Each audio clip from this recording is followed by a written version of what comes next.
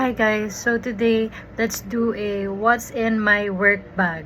So ito ang lagi kong dala. Bruh! First thing you see here is my power bank na pagkalaki. Dati maliit lang yung power bank ko, pero ito na yun eh, wala na eh, ito na yun eh. So, next is my very very trusty fan. Usually kapag may event ako, nagdadala ako ng ganito.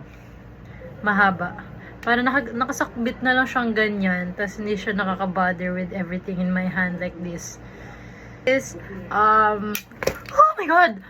This one, for the hair like that. And then, my wallet, my glasses. Etong glasses ko kasi guys, feeling ko may ano siya, kasi parang kapag suot-suot ko tong glasses na to, lagi akong may nakukuha, may natatanggap and everything.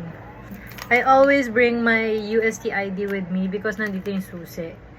And my beep card. And then, this one, never ko pa siya nagamit, pero parang gusto ko siya i-try out ngayon.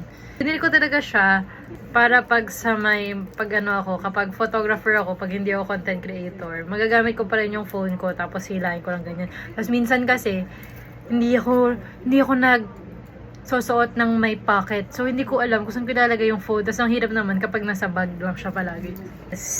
Ito sumasakop sa buong bag ko. Ang stabilizer ko from DJI. And then alcohol. And then my watch na dapat nakasuot din pala sa akin. Weirdo talaga. Sinusuot ko yung watch ko sa right talaga. Kasi hindi ko talaga kaya na nasa left siya. Sorry na. Pero dapat diba nasa left? Pero hindi ko kasi talaga kaya. Okay, I think that's all. And then may random lang dito na Sanrio. Wala lang, baka lang. Pero never ko pa siya nagamit. Usually, it's either naka-black ako or na kung anong suot, kung anong color motif ng event, or naka-corporate na something. Depende sa event talaga. Ngayon, feel ko lang mag-black. Pero ang pupuntahan ko is kiddie party.